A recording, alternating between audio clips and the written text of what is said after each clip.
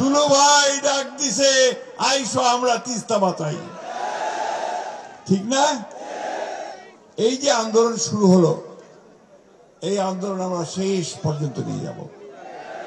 মৌলানা আব্দুল হামিদ খান ভাসানী মুসলিম জননেতা, তিনি একদিন ফারাক্কা মার্চ করেছিলেন গঙ্গার পানির ন্যায্য ইচ্ছার জন্য।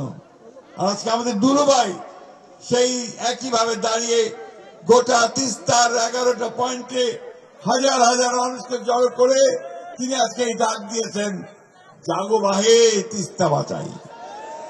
বন্ধুগণ, এটা শুধু স্লোগান নয়, এটা আপনাদের এই তিস্তার পারের মানুষের যে বাঁচার যে তাগিদ, বাঁচার জন্য যে আহাজারি, তারই আওয়াজ আজকে বেরিয়ে আসছে। কিছুক্ষণ আগে আমার বক্র ভাই, আমার আরেক ভাই এখানে যে বক্তব্য দিলেন, যে কথা শোনালেন, কি করুণ অবস্থা তাদের। আজকে একদিকে যখন তারা সব বাঁধ ছেড়ে দেয়, গেট খুলে দেয়, তখন সে পানির তোরে আমাদের ঘর বাড়ি গ্রাম ধানের ক্ষেত সব ভেসে যায়, তাই না? আবার যখন বন্ধ করে দেয় তখন আমার সমস্ত এলাকা খরায় শুকিয়ে খটখট হয়ে যায়।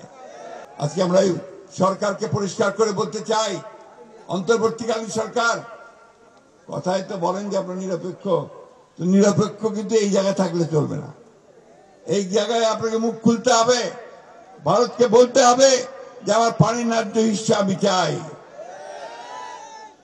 আর আপনি যেহেতু অন্তর্বর্তীকালীন সরকার, খুব তাড়াতাড়ি নির্বাচনটা দিয়ে জনগণের সরকারের হাতে ক্ষমতা দেন।